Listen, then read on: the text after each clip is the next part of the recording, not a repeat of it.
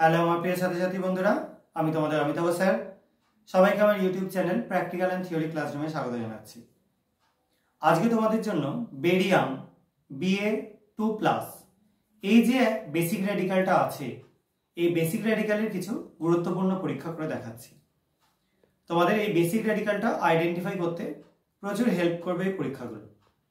যদি এর জন্য ফ্লেম টেস্ট করা যায়, আমি পরে তোমাদের ফ্লেম টেস্টগুলো করে দেখিয়ে দেবো, এখন আপাতত দেখাচ্ছি না। আজকে তোমাদের যে কটা দেখাবো সবকটাই ওয়েট টেস্ট, মানে তার সলিউশন তৈরি করে যে পরীক্ষাগুলো করা হয়।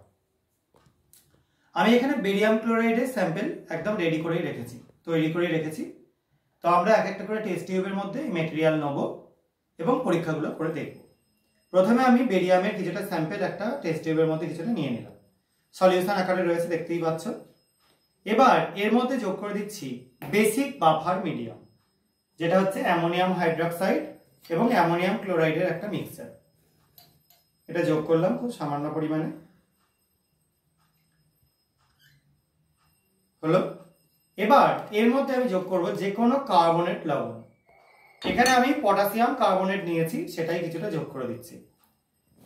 দেখবে সবাই যোগ করবার পর কি পরিবর্তন ঘটে। দেখো, পুরো মিল্কি হোয়াইট একটা কালারেশন তৈরি হলো, প্রেসিপিটেট তৈরি হলো। কালারেশন বলবো না, প্রেসিপিটেট তৈরি হলো। সবাই নিশ্চয়ই কালারটা বুঝতে পারছো। এবং এই কালারটা কার জন্য তৈরি হচ্ছে? বেরিয়াম কার্বনেটের জন্য তৈরি হচ্ছে। তো এটার সঙ্গে পরে আমরা HCl দিয়ে বিক্রিয়া করলে কি ঘটে সেটা আমি পরে দেখাবো। আপাতত পরের টেস্টে চলে যাই। আবার একটা জায়গাতে বেরিয়ামের কিছুটা স্যাম্পল নিয়ে নিচ্ছি এবং তার মধ্যে আমি যোগ করে দেবো কয়েক ফোঁটা বা কিছুটা NaOH, সোডিয়াম হাইড্রক্সাইড সলিউশন। এখানে NaOH সলিউশন রেডি করাই আছে। দেখো, সাদা প্রেসিপিটেট বললো, কিন্তু কার্বনেটের মতো না। ওর প্রেসিপিটেটটা একটু অন্যরকম ছিল, এটা আবার অন্যরকম, ঠিক আছে? তো যাই হোক না কেন, এটা বেরিয়াম হাইড্রক্সাইডের প্রেসিপিটেট, BaOH সল্ট ওয়াইজ। এটা যদিও কনফার্ম করবার টেস্ট না, আমি তোমাদের জাস্ট করে দেখালাম একটা। এরপর 3 নাম্বার যেটা করব, এটা যে কোনো বেরিয়াম, স্ট্রনসিয়াম, ক্যালসিয়ামের জন্য কমন টেস্ট। আমরা বেরিয়ামের স্যাম্পলটা নিয়ে তার মধ্যে যে কোনো সালফেট সল্ট দিয়ে দেবো, যে কোনো সালফেট। আমি এখানে জিঙ্ক সালফেটের সলিউশন করে রেখেছি, ZnSO4। আমি এই জিঙ্ক সালফেট সলিউশন এর মধ্যে কিছুটা দিয়ে দিচ্ছি। দেখো কিরকম হয়ে যাচ্ছে, মিল্কি হোয়াইট হয়ে যাচ্ছে, কারণ বেরিয়াম সালফেট তৈরি হওয়ার জন্য এই সাদা কালারটা হচ্ছে। সবাই দেখতে পাচ্ছ নিশ্চয়ই? বেশ, তো এরপর চলে আসবো বেরিয়ামের জন্য পার্টিকুলারলি কনফার্ম করবার কি পরীক্ষা, কনফার্মেটিভ টেস্ট।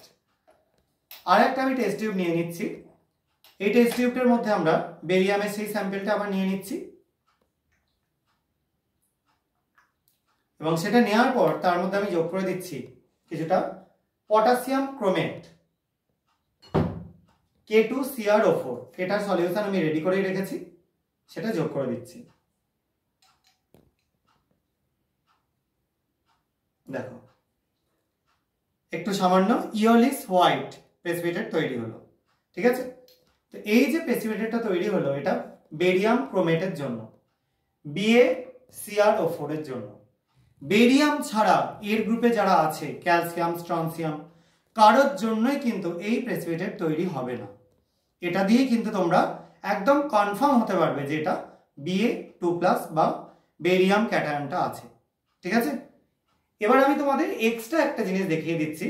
এই যে প্রেসিপিটেশনগুলো তৈরি হলো বা প্রেসিপিটেটগুলো তৈরি হলো, এর মধ্যে ডাইলিউট HCl যোগ করে দেখব কোনটায় কি পরিবর্তন ঘটে। আমি ফার্স্টের স্যাম্পলটা নিয়ে নিচ্ছি, সবাই লক্ষ্য করবে ভালো করে। এর মধ্যে HCl অ্যাড করছি, দেখতে পাচ্ছ সাদা ধোঁয়া, সবাই নিশ্চয়ই দেখতে পাচ্ছ। দেখো, একটা সাদা ধোঁয়া তৈরি হচ্ছে এবং নিচের দেখো স্যাম্পলটা আস্তে আস্তে ডিজলভ হয়ে যাচ্ছে, গুলে যাচ্ছে। দেখো সাদা ধোঁয়াটা আরো বেশি পরিমাণ তৈরি হচ্ছে এবং আস্তে আস্তে স্যাম্পলটা ডিজলভ হচ্ছে। দেখো এখান থেকে কার্বন ডাইঅক্সাইডের এভারভেসেন্স উঠছে, ঠিক আছে? এটা কেন হচ্ছে? কারণ আমরা যেহেতু এর মধ্যে বাফার দিয়েছিলাম, বেসিক বাফার, এর মধ্যে অ্যামোনিয়া ছিল। HCl দেওয়াতে এটা অ্যামোনিয়াম ক্লোরাইডের ধোঁয়াটা তৈরি হচ্ছে। আর বেরিয়াম কার্বনেটের যে প্রেসিপিটেটটা তৈরি হয়েছিল সেটা অ্যাসিডে ডিজলভ হয়ে যায়। বেরিয়াম ক্লোরাইড আবার তৈরি করে, সেই জন্য এটা ডিজলভ হয়ে যাচ্ছে। যদিও পুরোটা ডিজলভ করতে অনেক অ্যাসিড লাগবে, আমি জাস্ট তোমাদের দেখালাম যে ডিজলভ হচ্ছে।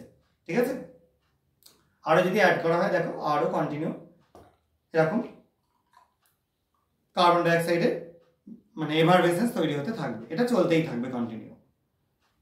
এবার আমরা এর পরের যেটা নিলাম, সোডিয়াম হাইড্রোক্সাইড দিয়েছিলাম, তার মধ্যে একটু যোগ করে দিচ্ছি।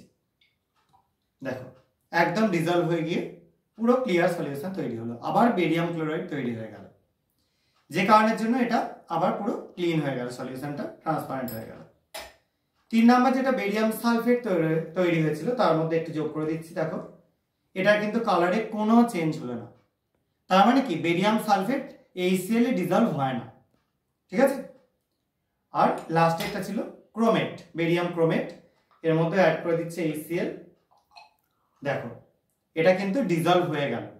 ঠিক আছে, এবং ডিজলভ হয়ে গিয়ে যেটা পটাশিয়াম ক্রোমেটের কালার K2Cr O4 এর কালার, সেই কালারে ফিরে এলো। তো এটা খুব সুন্দর একটা এক্সপেরিমেন্ট, এটা দিয়ে আমরা কিন্তু বেরিয়ামকে একদম কনফার্ম হতে পারলাম।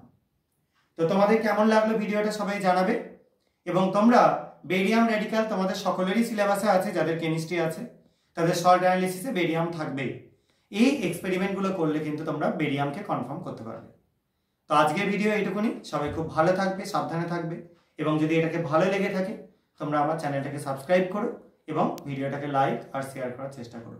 আর যেসব বন্ধুরা তোমাদের সায়েন্স নিয়ে পড়ছে, সেটা ছোট বন্ধু হোক বা বড় বন্ধু, যারা বিজ্ঞানকে ভালোবাসেন তাদের মধ্যে শেয়ার করতে পারো।